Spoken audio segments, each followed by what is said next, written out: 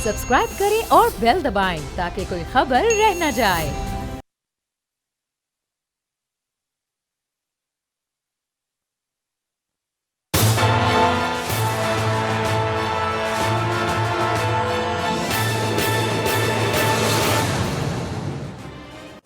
अस्सलाम वालेकुम नाज़रीन, आप देख रहे हैं प्रोग्राम तज्ज़िया और मैं हूं आपका मेज़बान समी इब्राहीम।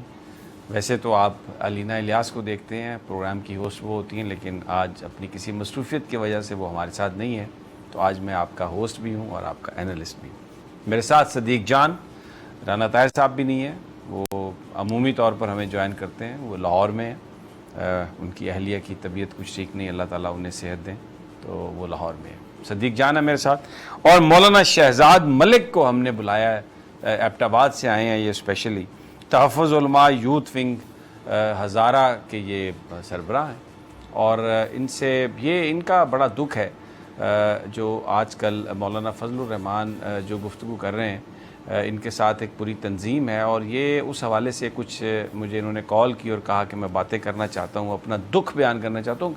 पिछले 2-3-4 हफ़्तों से ये सिलसिला चल रहा था, तो मैंने कल इनसे कहा कि आप तशरीफ़ ले आइए, क्योंकि बड़ी इम्पोर्टेंट इनकी बातें वो भी आज आपके गोश गुजार करेंगे। लेकिन जो प्रोग्राम में इब्तदा में जो चीज़ें मैं आज आपसे शेयर करना चाहता हूँ, जिस पर हम बात करेंगे, एक तो अदालत में आज सुप्रीम कोर्ट ऑफ पाकिस्तान में जो 10 मेंबर बेंच था जस्टिस काजी फ़ायज़ ईसा साहब के मामलात की समाअत के लिए, उसमें एक ऐसा वाक़या हुआ जिसका मैं ज़िक्र करना चाहता हूँ कि जैसे ही समाअत का आगाज़ हुआ और ये कहा गया मुनीर मलिक से कि वो आए रोस्टम पे, जो काजी फ़ायज़ ईसा साहब के वकील थे, कि एक वकील साहब अचानक लाहौर से, और जिसका ज़िक्र मुनीर मलिक पिछली हेयरिंग पे भी करते रहे, प्रॉक्सी प्रॉक्सी प्रॉक्सी, ये साहब भी को प्रॉक्सी थे, और इन्होंने आते ही डायरेक्ट अटैक किया जस्टिस उमर अताब बंदयाल पर। बड़े हौसले का मुजाहरा किया जस्टिस उमर अताब बंदयाल ने, बड़ी हिम्मत से उन्होंने काम लिया, बहुत ही सब्र आज मैंने उनका देखा। उनके साथी जो जजेस थे वो इस मामले पर उन्होंने गुफ्तगू की। जस्टिस मकबूल बाकर ने कहा कि आप ये तौहीन अदालत की तरफ ले जा रहे हैं, क्योंकि उन्होंने ना रोस्टम वो ना बात बंद की और ना ही रोस्टम जब उन्हें कहा गया कि छोड़ें तो उन्होंने कहा जी मैं नहीं छोड़ूंगा। फिर याहिया अफरीदी ने अमानुल्लाह कनरानी साहब से कहा, जो सुप्रीम कोर्ट बार के प्रेसिडेंट हैं, कि ये आप क्या आप देख रहे हैं ये क्या हो रहा है। लेकिन जो मैं एक बात जिसका मैं जिक्र करना चाहता हूँ, बड़े बड़े वकला आज बैठे थे सुप्रीम कोर्ट के, और बहुत सारी यूनियंस और एसोसिएशंस के वो सरबराह थे।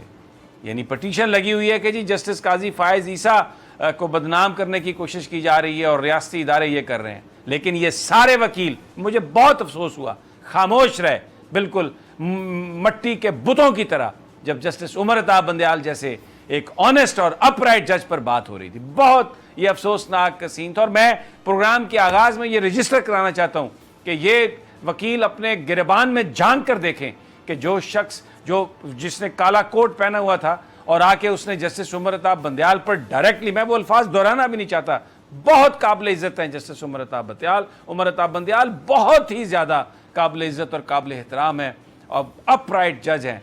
और जो आज कमरा अदालत में जो साइलेंस वकला रहनुमाओं की तरफ से, जो अपने आप को कहते हैं कि हम अदलिया के रखवाले हैं, डेफिनेटली हैं भी वो, मैं इस बात से नहीं कहता, लेकिन आज बड़ा एक मायूस उन्होंने किया इस हवाले से। पूरी सदीक जान मेरे साथ इसीलिए हैं, वो तफसील पूरी मैं आपको बताऊंगा। एक और चीज़ आपसे शेयर करना चाहता हूँ, और वो ये है कि आज काबीना का एक इजलास था। उस इजलास में असूली तौर पर एक मंजूरी दी गई, जिसका फैसलों में ऐलान नहीं किया गया। ये मंजूरी दी गई है कि एक कमेटी बनाई जाएगी, और वो कमेटी ये फैसला करेगी कि कौन से ब्यूरोक्रेट्स और कौन से बिजनेसमैन हैं जिनके मामलात नैब देखे, जिनके केसेस को नैब देखे। ये एक और कोशिश, एक भोंडी कोशिश नैब के चेयरमैन से इख्तियार लेने की नहीं कामयाब होगी। आज बता रहा हूँ आपको, इसलिए कि अभी पाकिस्तान में सहाफ़ी ज़िंदा है और पाकिस्तान के गयूर लोग भी ज़िंदा हैं। आप ये इख्तियार नैब के चेयरमैन से, नैब से नहीं ले सकते कि वो किसका केस वो लेंगे और किसका केस नहीं लेंगे। काबीना ने, मैं दोहरा रहा हूँ, काबीना ने आज ये फैसला किया असूली तौर पर کہ ایک کمیٹی بنائی جائے گی جو یہ دیکھے گی کہ کس بزنس مین اور کون سے بیوروکریٹ کا جو معاملہ ہے, جو شکایت ہے, وہ نیب اس کو دیکھے. یعنی آپ نیب کے چیئرمین سے وہ اختیار چھین رہے ہیں اور بظاہر آپ یہ کہہ رہے ہیں کہ ہم یہ اس لیے کریں گے کہ ہم اس ملک میں کاروبار لانا چاہتے ہیں. یہ ایسا مکروہ کاروبار جس میں ٹیکس ایویژن ہو, جس میں پاکستان کے لوگوں کو لوٹا جائے. عمران خان صاحب اس بات کی مجھے یقین ہے اجازت نہیں دیں گے. آج کابینہ نے یہ جو اصولی فیصلہ کیا, ابھی اس کے خد و خال آنے ہیں, کون ہے کمیٹی میں, کیا ہوگا, کیسے ہوگا.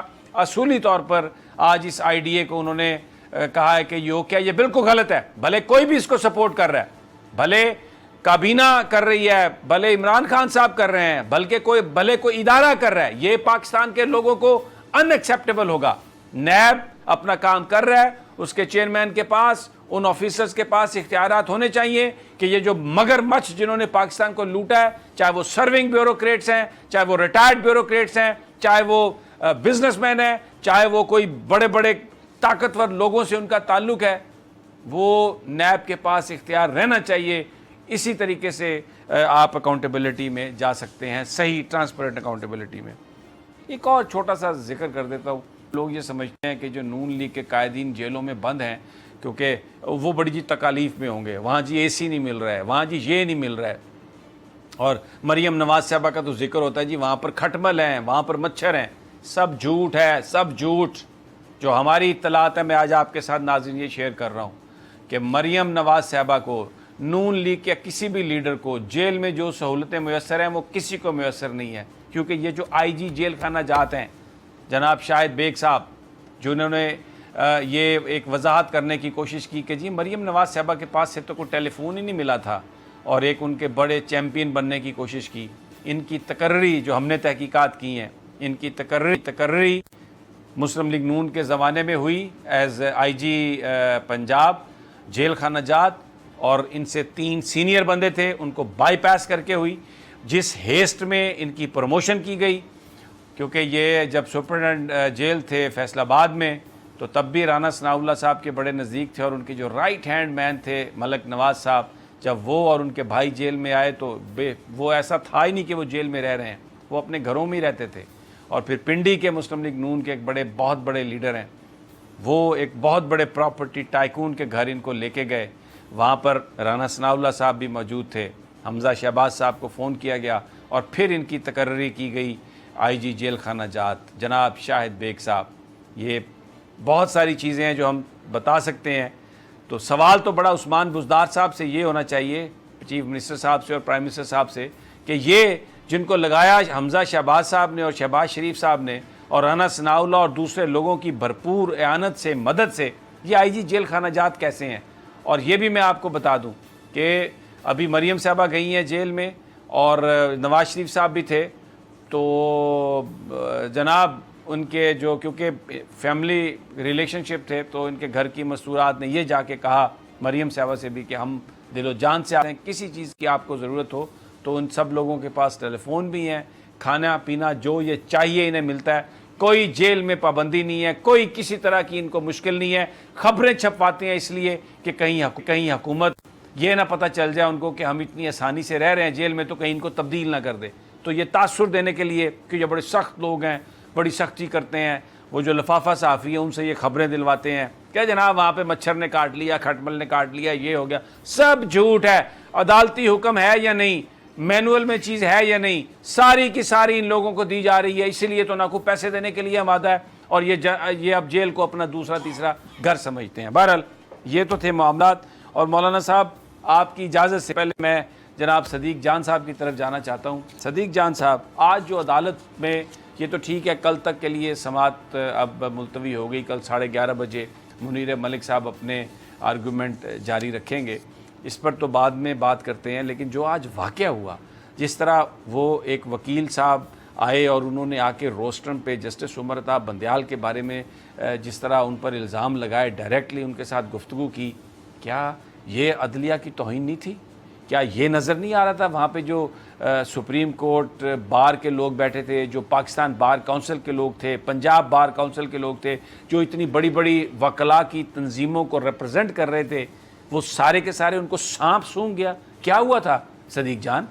بالکل آپ نے درست کہا. جو آپ نے پہلے سمیع صاحب لفظ یوز کیا تھا نا پراکسی, آج واقعی نظر آیا کہ وہ وکیل صاحب کسی کی پراکسی تھے. اس کی وجہ یہ ہے کہ دیکھیں پچھلی سماعت کے بعد جو ایک اس وقت آپ کو پتہ ہے کہ پوری جو اپوزیشن ہے اور جو کرپٹ سسٹم کی باقیات ہیں ہمارے میڈیا کے اندر بھی, جو بینیفیشریز تھے اس سسٹم کے, جو نواز شریف صاحب کے بینیفیشری تھے جن کو فائدے اس وقت مل رہے تھے, کسی کو پیٹرول پمپ ملا ہوا تھا, کوئی ہیلی کاپٹر کے اوپر جھولے لے رہا تھا, کوئی چکر لگا رہا تھا, باہر کے وزٹ تھے, کھانے کھابے شائیے اسرانے زورانے مزے تھے ساروں کے. اس وقت دیکھیں ان سب کے جو فوکس ہے نا, ایک تو سب اس وقت ان کے لیڈر اور رہنما اور کیپٹن ہیں مولانا فضل الرحمان اور کیپٹن صفدر صاحب, اور جو 2-3 چیزوں کو انہوں نے جن پہ فوکس کیا ہوا ہے ان میں سے ایک فائز صاحب کا جو کیس ہے اس کو کیا ہوا ہے, اور اس کو ایک وہ حکومت کے خلاف ایک بنا رہے ہیں, پوری مہم بنا رہے ہیں فائز صاحب کے معاملے میں, اور ان کو بہت سپورٹ کر رہے ہیں فائز صاحب کو. اور ظاہر ہے تمام وکلا تنظیمیں بھی اس وقت فائز صاحب کے ساتھ کھڑی ہیں, اور وکلا تنظیموں کو آپ کو پتہ ہے کتنی پچھلی حکومتوں نے ان کے اوپر انویسٹمنٹ کی.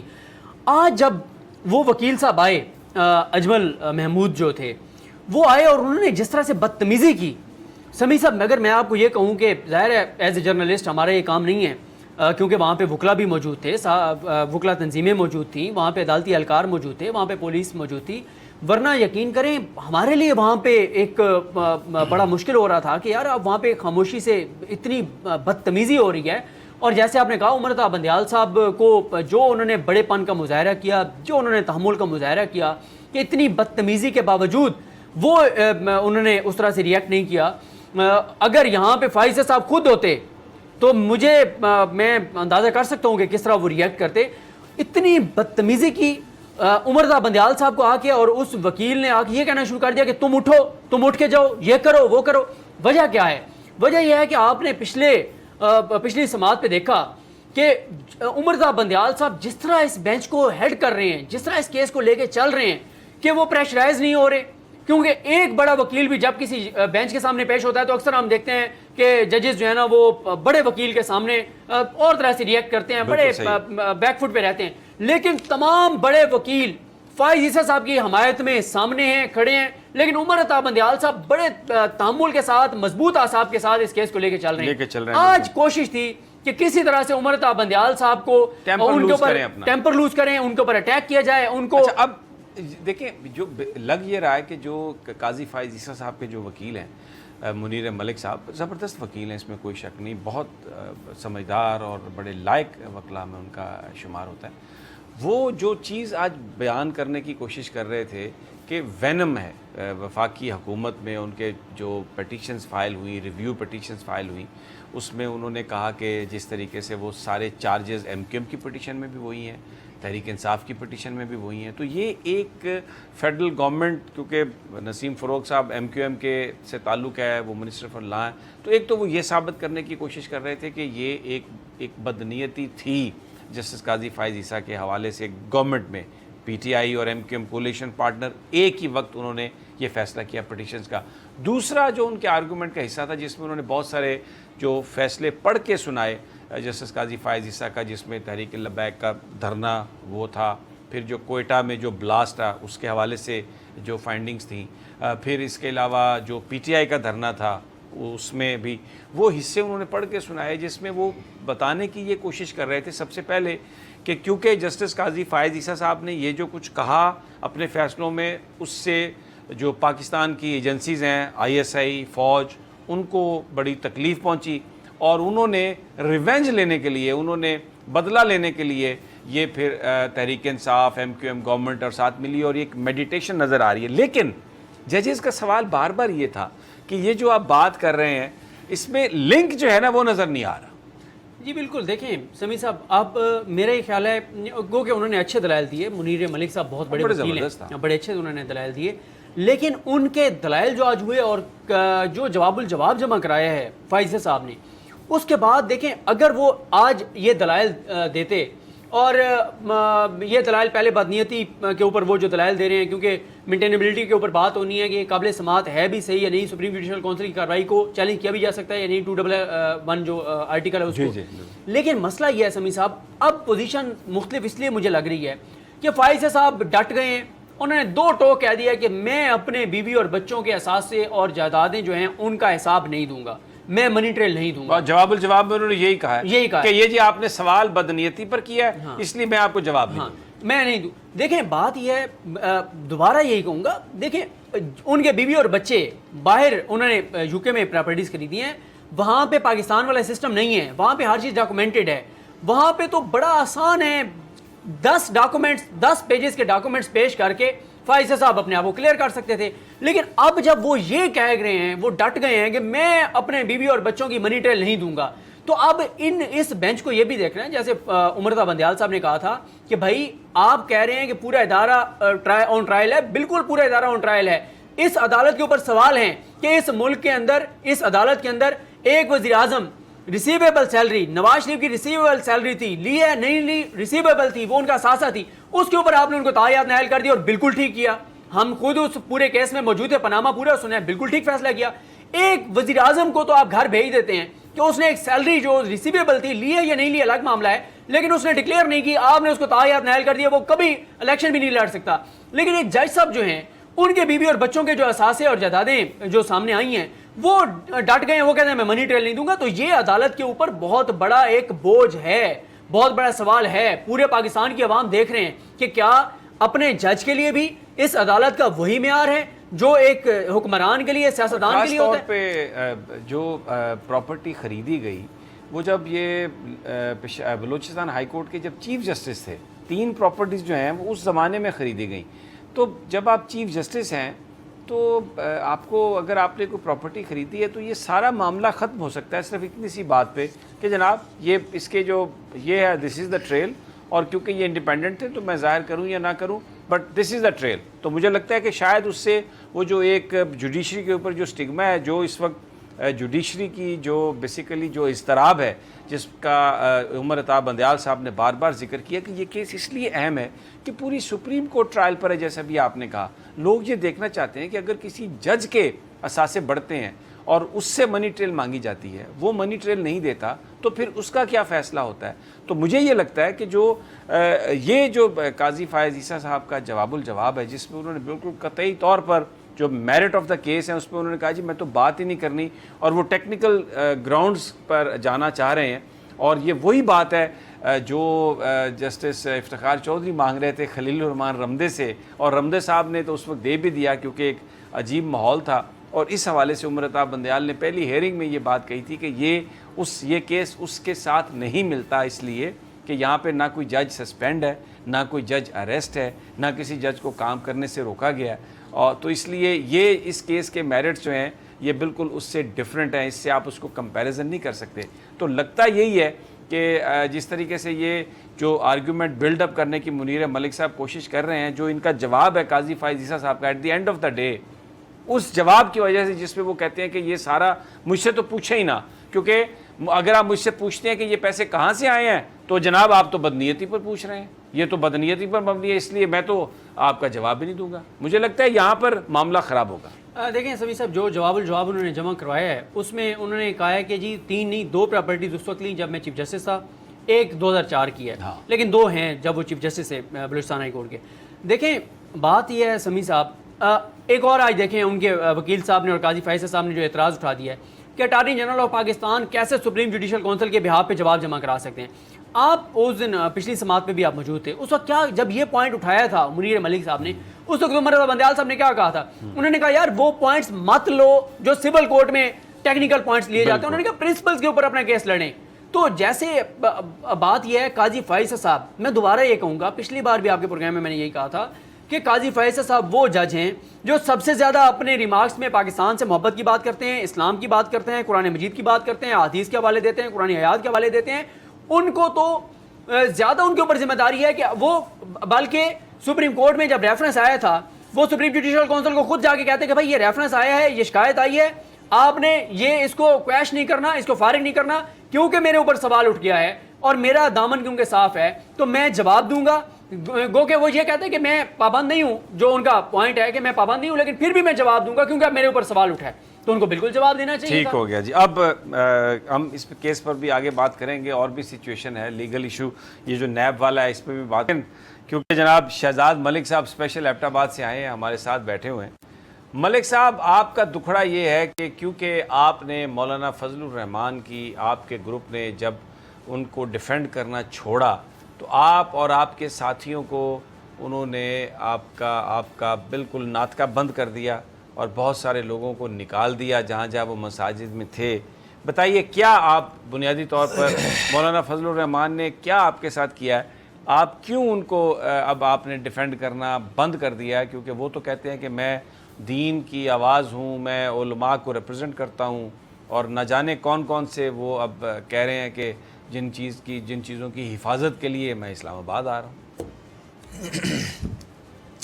نحمدہ ونصلی علی رسولہ الکریم اما بعد اعوذ باللہ من الشیطان الرجیم بسم اللہ الرحمن الرحیم ایاک نعبد و ایاک نستعین اللہم صلی علی محمد النبی الامی وعلی آلہ واصحابہ وسلم. تو ادھر ادھر کی نہ بات کر یہ بتا کہ قافلہ کیسے لٹا, مجھے راہزنوں سے گلا نہیں تیری راہبری کا سوال ہے. سمیع ابراہیم صاحب, صدیق جان صاحب, بہت شکریہ. میں آپ کو اپریشیٹ کیے بغیر آگے نہیں بڑھ سکتا. میرا ایک اپنا تصور, ایک وجدان ہے کہ میدان محشر ہوگا اور پیارے محبوب صلی اللہ علیہ وسلم جلال میں ہوں گے. آپ جلال میں بھی آتے تھے. ہمارے ہاں تو ایک ہی رویے کو اس سوچ کو پروموٹ کیا جاتا ہے کہ آپ نے نرمی دکھائی. آپ کبھی جلال میں آتے تھے, آپ کے چہرے کا رنگ سرخ ہو جایا کرتا تھا اور آپ کا ہاتھ فضا میں بلند ہو جایا کرتا تھا. تو آپ علیہ السلام کا ہاتھ ہوگا اور میرے ملک کے تمام سیاستدانوں کا آج تک ایم پی اے, ایم این اے, صدر, وزیر اعظم, جتنے بھی لوگ منتخب ہوئے ان سب کا گریبان ہوگا. اور ان کے ساتھ ان لوگوں کا گریبان زیادہ ہوگا, ان پر اللہ کے نبی زیادہ غصہ ہوں گے کہ جنہوں نے میرے کرتے پر, میری داڑھی پر, میری پگڑی پر, میرے مدرسے پر, میری مسجد پر سیاست کی اور اس سیاست سے انجوائمنٹ کی انہوں نے. لیکن میرے لیے, میں 17 سال سے اس فیلڈ میں ہوں, چونکہ میری بات معتبر ہوگی, میں ہوائی فائرنگ نہیں کروں گا, چونکہ 21ویں صدی میں ہوائی فائرنگ سے سمیع ابراہیم صاحب بات نہیں بنے گی. عالم دین کے پاس ایسی بات ہونی چاہیے, اتنی مضبوط دلیل کہ پہاڑ بھی اس سے ٹکرا کر چور چور ہو جائیں. تو میں 17 سال سے اس فیلڈ میں ہوں. میں رب کعبہ کی قسم اٹھا کے کہتا ہوں, جنہوں نے میری پگڑی, میری داڑھی, میرا کرتا, میرا مدرسہ اور میرا جبہ اور میری آستین پر سیاست کی, انفرادی طور پر انہوں نے میرے لیے ایک ٹکے کا کام نہیں کیا. اس وقت میرے کولیگز, میرے دوست, میرے ساتھی اس طرح رول رہے ہیں, تڑپ رہے ہیں, مچل رہے ہیں, سسک رہے ہیں, بلک رہے ہیں. میرا نبی پوچھے گا کہ بتاؤ یہ میرے جو جانشین تھے, یہ جو میرے ورثاء تھے, ان کو آپ نے جو استعمال کیا اپنے مفاد کے لیے, آپ کا کوئی ذاتی مفاد تھا, ان کو ان ٹچ کیا, ان کو بنگالی سمجھا, ان کو انڈین سمجھا, کیا سمجھا کہ 21ویں صدی میں خوبصورت تنخواہوں سے یہ محروم, خوبصورت گھروں سے یہ محروم, خوبصورت مراز سے یہ محروم, خوبصورت عہدوں سے یہ محروم, اور انہیں محروم کیوں رکھا؟ تم نے سوچی سمجھی سازش کے ذریعے. اور وہ سازش کیا تھی؟ اس سازش کا تمہیں فائدہ کیا ہوا کہ انہیں ہم لاشعور رکھیں گے, ٹرک کی بتی کے پیچھے لگائیں گے, یہ ہماری تسبیح مارتے رہیں گے مفت میں, فضول میں, اور ہم اپنے مفادات کو پورا کرتے رہیں گے اور اپنے خاندانوں کو نوازتے رہیں گے.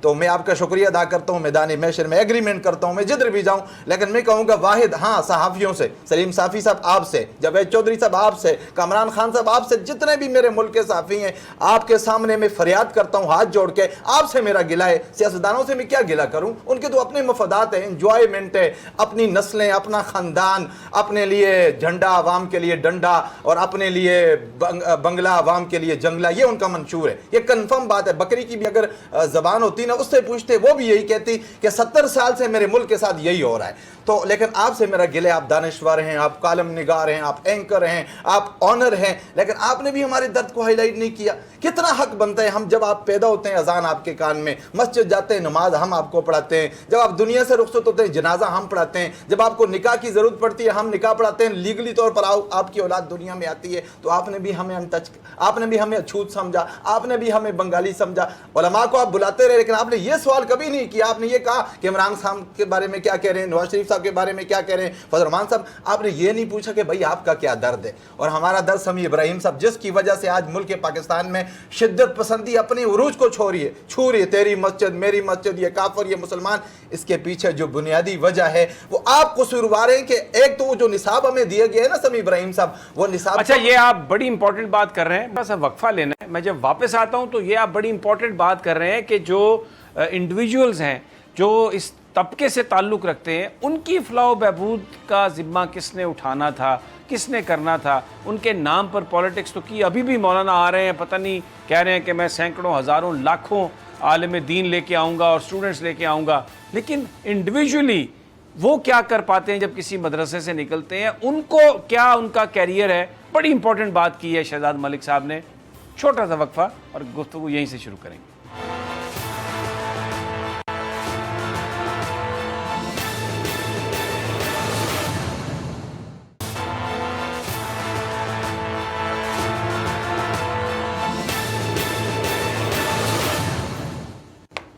ویلکم بیک ناظرین. تجزیہ پروگرام آپ دیکھ رہے ہیں اور ہم شہزاد ملک صاحب بات کر رہے تھے علماء کے، جو ہمارے مذہبی طبقے کے جو لوگ ہیں، جو مسجدوں میں امام ہیں، جو مدارس کے منتظمین ہیں، ان کی اپنی انڈیویجول لیول پر بہت ساری پرابلمز ہیں. ان کا وہ ذکر کر رہے تھے اور سوال اٹھا رہے تھے مولانا فضل الرحمان سے کہ آپ نے اپنے طبقے کے لیے کیا کیا. جو کچھ آپ نے پالیٹکس کی اس سے آپ کو تو بہت فائدہ ہوا، لیکن جو مدارس ہیں، جو وہاں پر لوگ ہیں، جو فارغ التحصیل جو طلباء ہیں ان مدارس کے، وہ کیا کرتے ہیں. جی شہزاد ملک صاحب آپ فرمائیے.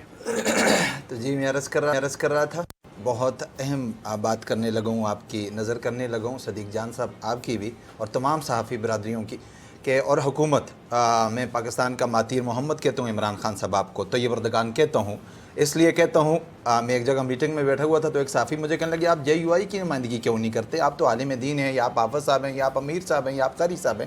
تو میں نے ایک دم ٹوپی اتاری اور میں نے کہا یہ دیکھیں میں گنجا ہوں تو میں اب نواز شریف صاحب کو ڈیفینڈ کروں، یا میں نے 3 شادیاں کی تو عمران خان صاحب کو ڈیفینڈ کروں. یہ کہاں کی سوچ ہے؟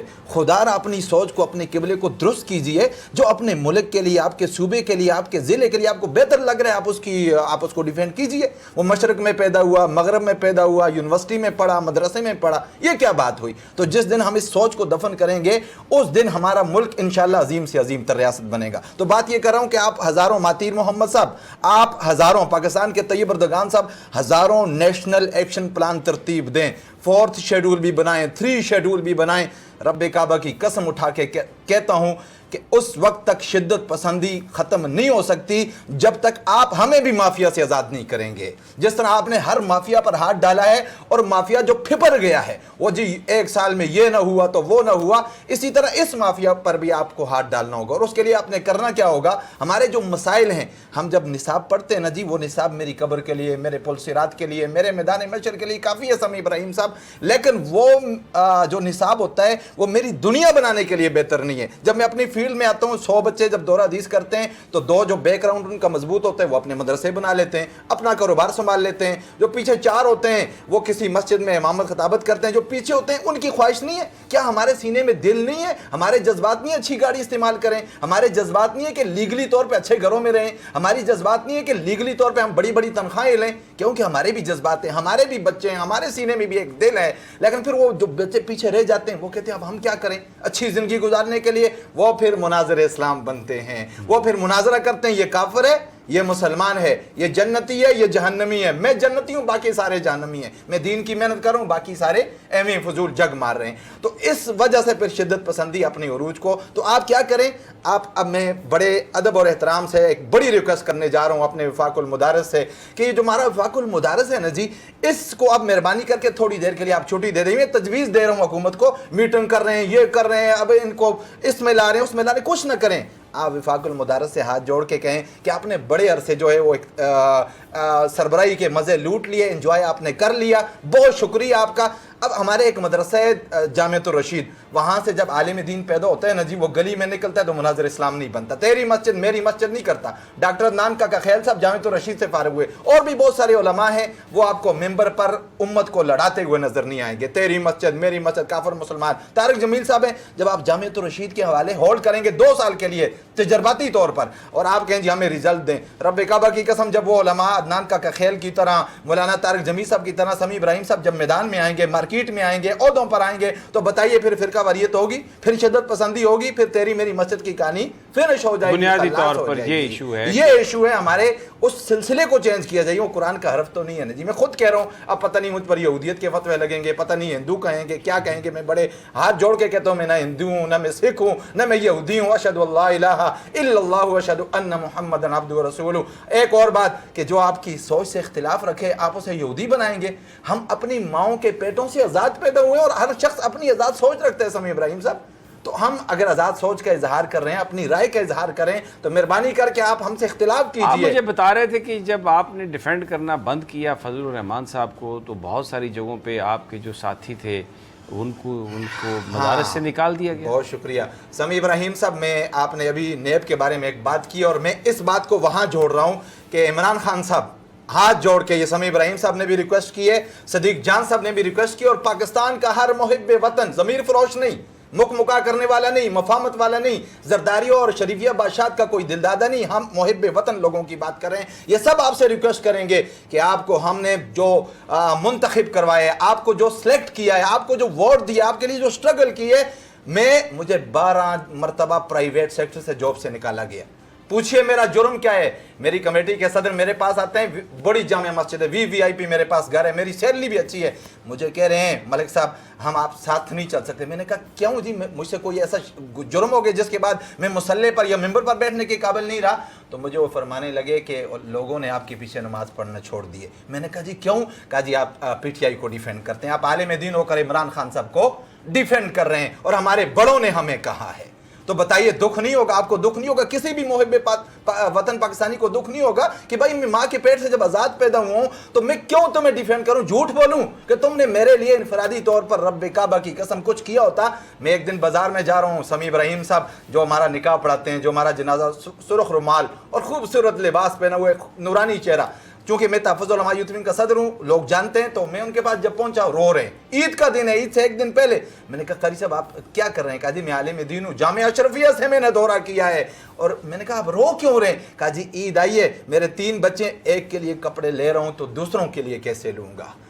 2 کے لیے تو تیسرے کے لیے میرے پاس پیسے نہیں ہیں۔ کون ہے محمد رسول اللہ کے جانشین ہیں؟ یہ کون ہے جو آپ کی سارا دن 100 دفعہ تسبیح مارتے ہیں، آپ کا نام لیتے ہیں؟ تو پھر آپ نے ان کے لیے انفرادی طور پہ کچھ کیا ہوتا تو وہ کپڑوں کے لیے رو رہا ہوتا جی؟ آپ نے کبھی ان کی تنخواہ کی بات کی؟ آپ نے کبھی ان کی مراد کی بات کی؟ ان کے گھروں کو جا کر دیکھیے، میں ایک جگہ بیان کرنے گیا، اتنی 3 منزلہ بلڈنگ مسجد بنائی ہوئی انہوں نے، اور مولوی صاحب کا گھر دیکھا جیسے وہ جانوروں کا ایک باڑا ہوتا ہے، اور میں نے وہاں بیان نہیں کیا۔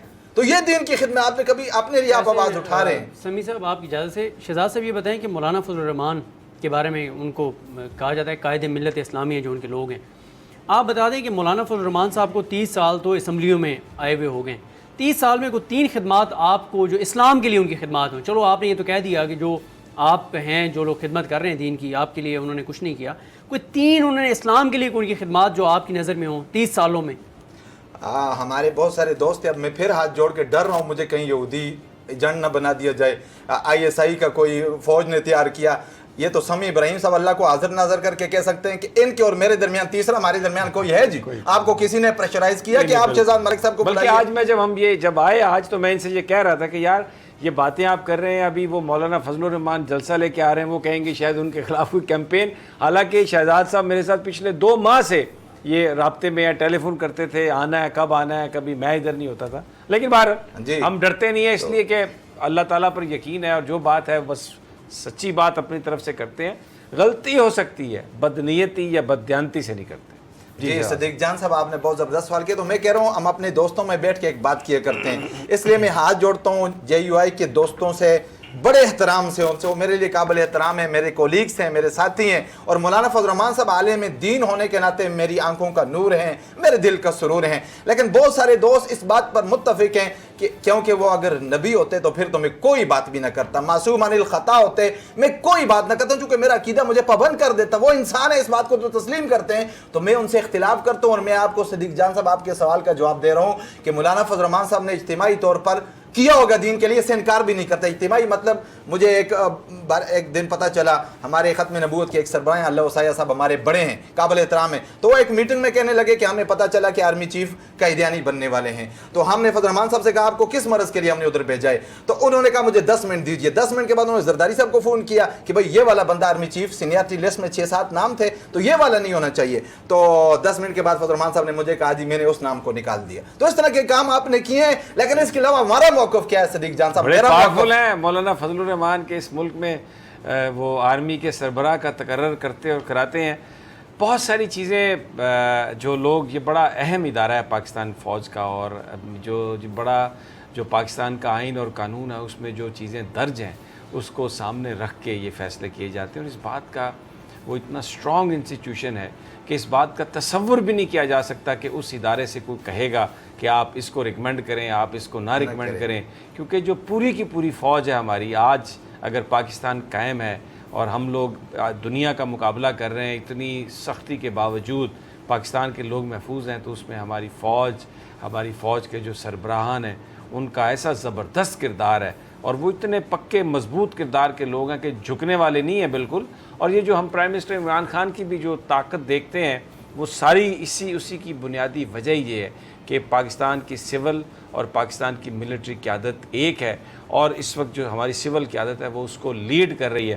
تو یہ سیاستدان اس طرح کی باتیں کرتے ہیں، مولانا صاحب نے بھی کیا ہوگا کہ یہ ہو گیا، اور پھر اتنی زیادہ افواہ سازی کی جاتی ہے. اس کو 5th جنریشن وارفیئر کہتے ہیں، جس میں لوگوں کو اپنے ہی اداروں کے لوگوں کے خلاف کرنے کی بات کی جاتی ہے، ان کے بارے میں جھوٹا پروپیگنڈا اس طرح سے کیا جاتا ہے کہ لوگوں کا اعتماد ٹوٹ جائے. لیکن پاکستان کے 22 کروڑ لوگ جو ہیں، جس طرح سے وہ اپنی مسلح افواج پر یقین رکھتے ہیں، جس طریقے سے جو ہمارے جوان جو ہمیں بچانے کے لیے قربانیاں دے رہے ہیں، ان کے پیچھے کھڑے ہیں، تو یہ اس طرح کی چیزیں تو خیر ہو ہی نہیں سکتی. لیکن سوال بڑا آپ سے جو صدیق جان صاحب نے کیا تھا، بات یہ ہے کہ آپ نے جو یہ بات کہی ہے یہ بہت اہم ہے کہ جو مدارس سے جو لوگ نکلتے ہیں وہ کیا کریں. تو اس میں میں ایک بات آپ سے کرنا چاہتا ہوں کہ اب وفاقی حکومت 1 لاکھ سے زائد ٹیچرز کو ہائر کر رہی ہے، اور جو نصاب ہے جس کا آپ نے بڑا رائٹلی پوائنٹ آؤٹ کیا کہ جو مدارس میں جو نصاب ہے اس میں جو ہیٹ سپیچ ہے،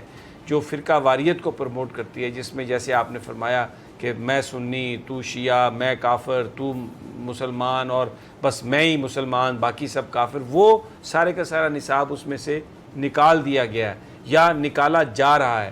اور وہاں پر فزکس، میتھ، سائنس سبجیکٹس پڑھائے جائیں گے. وہاں پر بورڈ جو ہے وہ ایگزام لے گا، اور جو ریلیونٹ بورڈ ہوگا، اور پھر اس کے ساتھ ساتھ جو مدارس ہیں ان کے اکاؤنٹس بنائے جا رہے ہیں بینکس میں، جہاں جو ساری ٹرانزیکشن ہے منی کی، وہ ساری کی ساری اس کا ریکارڈ ہوگا، اور پتہ چلے گا کہ کہاں سے پیسے آئے، کہاں سے گئے. You pointed out very rightly.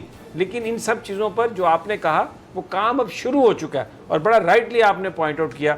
بہرحال آپ ہمارے ساتھ ہی رہیے، بڑی آپ نے اچھی بات کہی. صدیق جان، وقت کم ہے، جانے سے پہلے ایک کمنٹ چاہتا ہوں. یہ نیب کے جو اختیارات لینے کی کوشش کر رہی ہے پاکستان کی کابینہ کمیٹی، بزنس مین اور بیوروکریٹس کے معاملات کو دیکھنے کے لیے، اور وہ اگر اپروو کرے گی تو پھر نیب مقدمے بنائے گی اور تحقیقات کرے گی اور ریفرنس دے گی، یہ سب کیا ہے یار؟ دیکھیں سمیع صاحب، اگر تو کہیں پہ ابیوز کر رہی ہے نیب اپنی پاورز تو اس کو تو ضرور دیکھنا چاہیے. لیکن یہ جو بزنس مین ہیں بڑے بڑے جو بلیک میل کر رہے ہیں اس وقت حکومت کو، انہوں نے سارا پیسہ باہر پار کر لیا. آپ نے دیکھا اسٹاک ایکسچینج کو کتنا نیچے لے آئے، بلیک میل کیا. پھر جب یہ ان کو کہا گیا کہ ٹھیک ہے آپ کے کیسز اب نیب میں نہیں جائیں گے، آپ ایف بی آر اور دیگر فورمز پہ جائیں گے، پھر انہوں نے انویسٹمنٹ واپس لانا شروع کر دی. تو بلیک میلنگ میں حکومت آئی ہے. بڑے بڑے بزنس مین ہیں جن کو نواز شریف صاحب نے، آصف علی زرداری نے بہت بڑے بڑے فائدے دیے، اور ان لوگوں نے ان کے ساتھ مل کے کرپشن کی، لوٹ مار کی. اب اگر ان لوگوں کو این آر او دے دیا گیا، ڈیل دے دی گئی تو یہ پاکستان کے لیے، اور یہ میں یہ بڑی میری سوچ ہے، میں یہ سمجھتا ہوں کہ پاکستان کے لوگ اس کو ٹالریٹ نہیں کریں گے. اور at the end of the day یہ کمیٹی جو بھی بن رہی ہے، جیسے بہت سارے عرصے سے ہم سن رہے ہیں کہ ڈرافٹ لا بن رہا ہے اور تبدیل ہو رہے ہیں قانون Imran Khan, at the end of the day اگر اس میں تھوڑا سا بھی شبہ ہوا کہ اس میں اختیارات میں کمی ہو رہی ہے تو مجھے یہ امید ہے کہ وہ اس کی اپروول نہیں دیں گے. شہزاد ملک صاحب، صدیق جان صاحب اور ناظرین، اجازت دیجیے، کل پھر انشاءاللہ آپ سے ملاقات ہوگی تجزیہ میں. اللہ نگہبان.